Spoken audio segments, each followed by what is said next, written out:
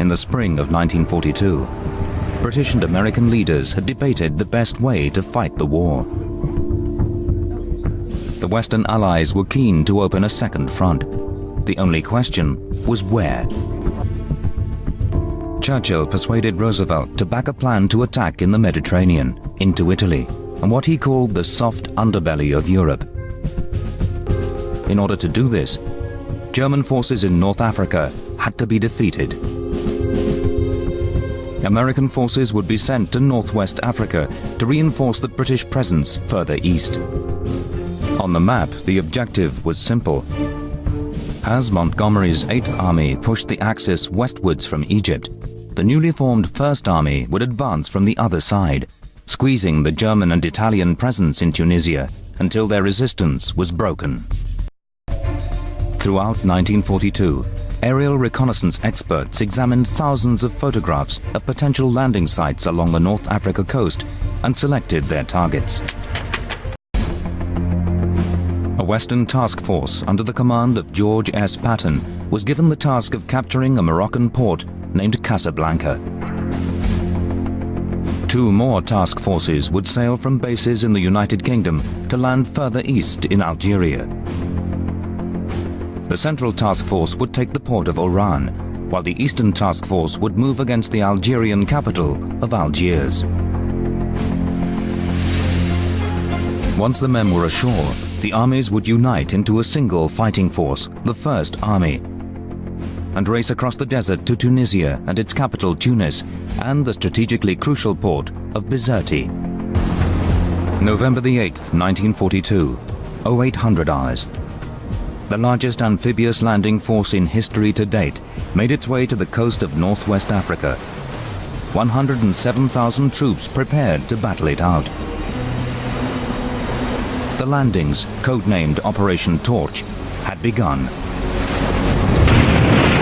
10th of November, 1942.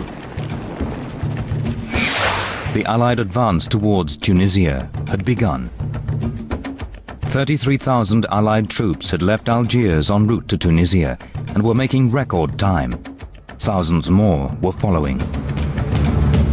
By the 16th, advanced units of the British First Army reached the Tunisian border.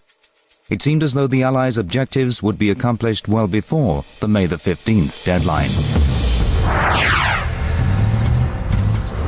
But then the Tunisian winter took hold. The mud was very trying, and it seemed to have a very special sort of Tunisian viscosity. It stuck to you and very hard to get off. The First Army was forced to consolidate its position and retreat along a defensive battle line. The British 5th Corps in the north, with the American II Corps in the south. But the failure to reach Tunis would be costly.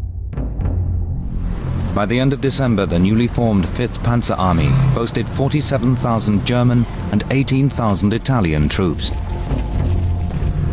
They were equipped with the fearsome 56-ton Type 6 Tiger tank.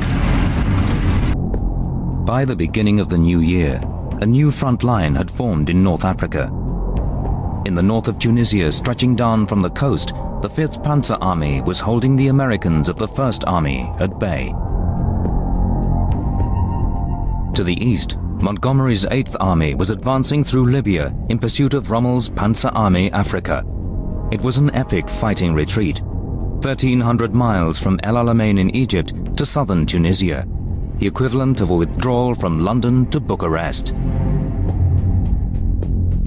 But on January the 26th, 1943, Rommel had arrived in Tunisia. He headed straight to a fortified defensive position in the south of the country, known as the Mareth Line. These images, taken in early 1942, show the extent of the fortifications that would bar Montgomery's pursuit of the Desert Fox. The Mareth Line was an incredibly strong defensive position. It ran along the northern lip of the Wadi Zigzag, which was a dried up riverbed with cliffs as much as 12 feet deep in parts, and was basically completely impassable for tanks. And it ran for around 26 miles between the coast and the Matmata Hills. So the only way through up into Tunisia from Libya was across the Mareth Line. Rommel had arrived at the Marath line well ahead of his rival and used the time to plan a counterattack. In a move of genius, he raced 400 miles north with his own armored Afrika Korps and planned a genuine offensive against the line of the Allied First Army. February the 14th, 1943, 0900 hours. Valentine's Day.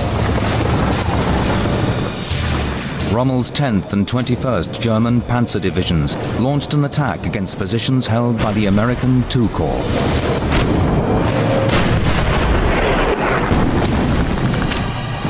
Weight of numbers and blitzkrieg tactics forced the green American troops backwards.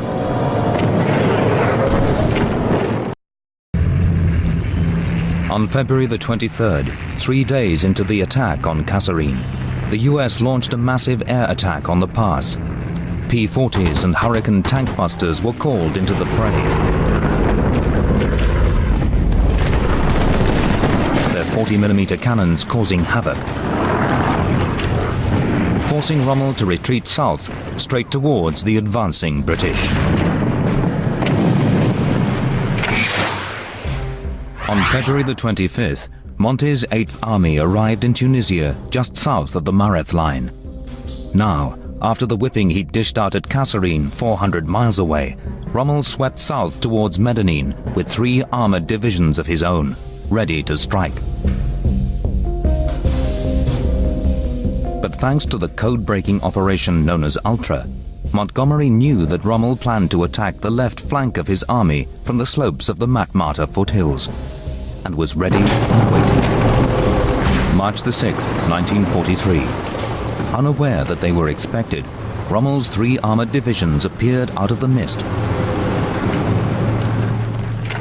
In moments, the British, armed with newly delivered 17-pound anti-tank guns, will welcome him.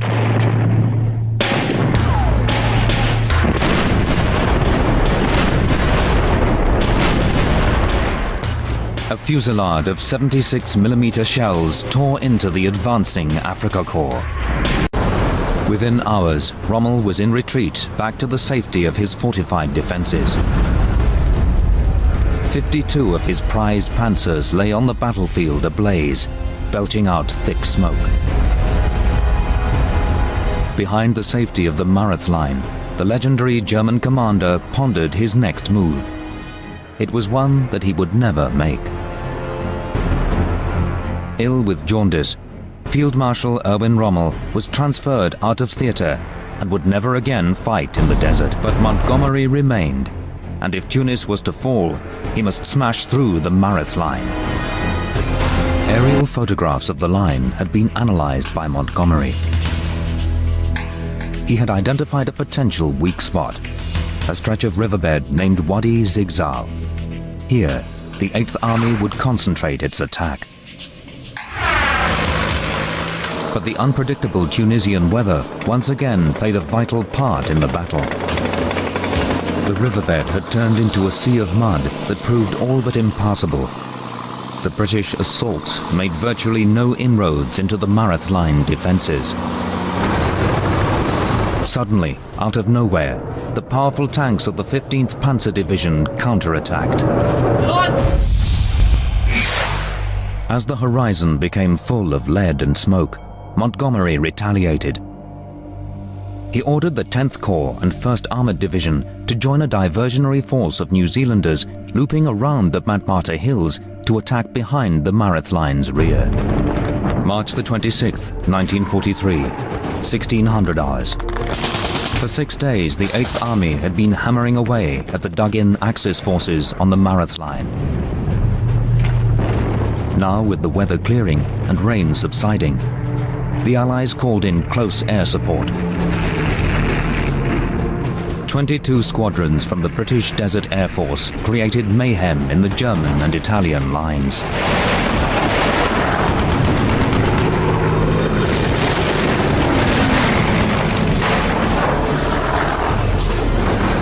Turning the screw, Monte's armor broke the line, and in a furious 10-day race, pushed the Axis forces back over 40 miles. 6th of April 1943, 1400 hours.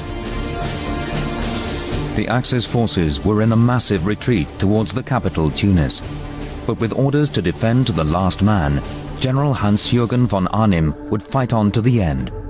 He had established a final defensive perimeter around Tunis and the northeast peninsula of the country. But the beleaguered Nazi forces were trapped. The Allies had imposed a huge air and naval blockade of Tunisia. All German sea and air support was cut off. No reinforcements would be allowed to bolster von Armin's men, who were left with virtually no tanks nor fuel to run them. Battle for Tunis was just days away.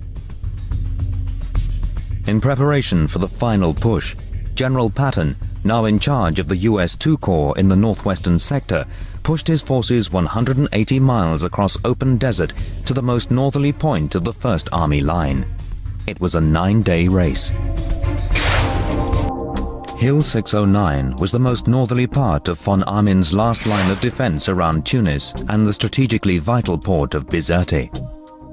If the American forces could seize this, it would become a crucial staging point from which an invasion of Hitler's backyard could be launched. By May the 6th, just 4 days after the conquest of Hill 609, the last of the Axis resistance had been broken. Some 380,000 Allied troops were now free to march towards the final destruction of Hitler's Afrika Korps in Tunisia. But the clock was ticking. They had just 9 days to finish the job, or the landings in Italy would be in jeopardy. But Axis resistance was non-existent. Tunis had fallen.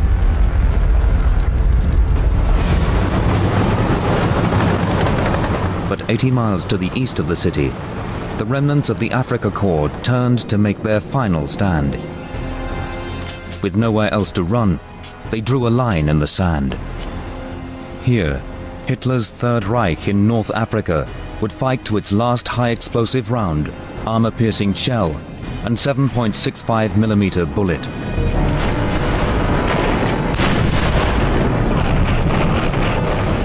But it was not enough. On May the 12th, 1943, fearing complete annihilation, General Hans-Jürgen von Armin, Commander-in-Chief of Hitler's Panzer Army Group Africa, surrendered. 250,000 men surrendered, the largest single concentration of fighting men to be captured in the Second World War. The Allied forces had accomplished their mission, with just 3 days to spare. The scale of the Axis surrender in North Africa was absolutely enormous. For anyone who thinks that North Africa was a sideshow, it needs to be pointed out that more men were captured in those final phases of the Tunisian campaign than were lost at Stalingrad.